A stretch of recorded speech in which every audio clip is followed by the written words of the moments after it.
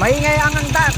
Check po natin ang tupi niya para ikutin natin baka malaki ng gap. Buksan lamang po yung top cover ng makina. Ito, Rusi Macho 175 po ito. Para ma-check up po natin yung gap ng tupi, ikutin muna natin itong magneto na to para po itapat po natin sa marking. Yung marking na magneto na T at saka isang guhit ay itapat lamang po dito sa dito. Yan, yan. Madilim lamang po, hindi po makikita dito sa camera pero sa actual makikita nyo po. Ito yung actual na marking ng mga magneto. Ito, dalawang guhit at isang guhit at letter F at saka ito po yung tinatapat yung isang guhit at letter T. Tinatapat po dito. Sa marking ng cover ng magneto, yan o, tinuturo ng arrow. Saka po natin pwedeng i-check po yung gap ng tupi. At ito po, na-check up po natin. Ayan o. Ayan.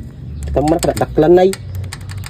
Yan ang dahilan kaya maingay, kaya kailangan itupin na po natin kasi na-time na po natin. Gamitan lamang po natin ng filler gauge. Ang problema itong filler gauge natin panoon pa ni Kupong-Kupong dahil 2013 pa lamang po tayong humintong nag-mekaniko at naging tubero. At ngayon naging vlogger at ito bumalik ulit sa pag-mekaniko. Kaya ang pagtutupi natin dito ay peeling gauge na lang ang gagamitin natin dahil wala na itong filler gauge natin. I-double check lamang po natin, ikutin natin ulit itong magneto na to, baka naman yung pinagtimingan natin ay overlap. Yun po ang kamalian ng ibang mga nagtutupi na yung pinagtimingan ay overlap, kaya kapag inangdar, lumalagatik pa rin. Kaya ikutin lamang po itong magneto ng isang beses pa at itapat din yung dating marking at saka hawakan itong itinupi natin at kapag hindi umalog, okay po, hindi po tayo nagtiming sa overlap. Bale ito, tapos na, okay na, andar rin na.